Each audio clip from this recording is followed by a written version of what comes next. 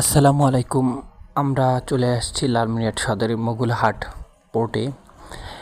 এখন দেখতে পাচ্ছেন আমার পিছনে সবাই আসতেছে।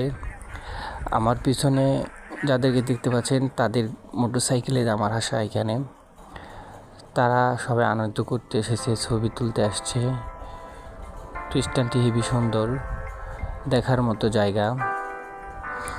আপনারা চলে আসতে পারেন লালমনিরহাটের মোগলহাট পোর্টে।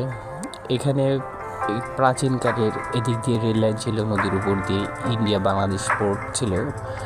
এখান থেকে বাংলাদেশ এবং ভারতের মধ্যে যোগাযোগ করার জন্য রেলপথ এবং মালপত্র নেওয়ার জন্য রেলে বিভিন্ন সামগ্রী এক্সপোর্ট ইম্পোর্ট করতো। এখন হয়তো নাই। আমি যেখানে দাঁড়িয়েছি এটি বাংলাদেশের স্থান, আর নদীর ওপারে হচ্ছে ভারত। এখানে অনেক লোক বাংলাদেশে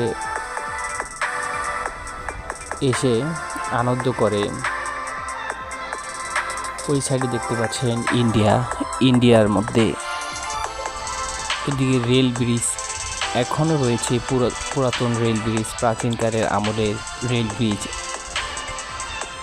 এখন দেখতে পাচ্ছেন এখানে অনেক খাবারের দোকান। প্রতিদিন বিভিন্ন জায়গা থেকে ছুটে চলে আসে মানুষ। এখান দিয়ে আমরা এসেছি, এখানেই রাস্তাটি শেষ হয়েছে। আমরা সবাই ক্ষুধার্ত, এখন ফুচকা খাবো। ফুচকা খাওয়ার জন্য সবাই বসে পড়েছি। এখন আপনাদেরকে যে দৃশ্যটি দেখাবো সেটি হচ্ছে ভারতের দৃশ্য।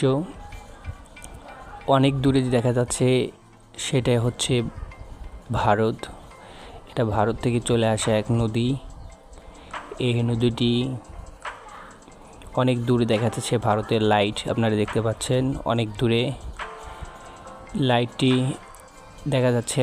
এখানে একজন আমাদের নেমে পড়েছে হাত মুখ ধোয়ার জন্য নদীতে। এখানে অনেকে নদীতে সাঁতার কাটার জন্য আসে। আমরা বিকালবেলা চলে আসছি, যার কারণে সাঁতার কাটতে পারিনি। অনেক দূরে দেখা যাচ্ছে বাংলাদেশের এগুলো সব ভাড়ায় চালিত স্পিড বোট। আমাদের সবার শখ ছিল, কিন্তু আমরা সবাই ছবি তোলা এবং ঘোরাঘুরি আসার কারণে আমরা স্পিড বোটে চড়তে পারিনি।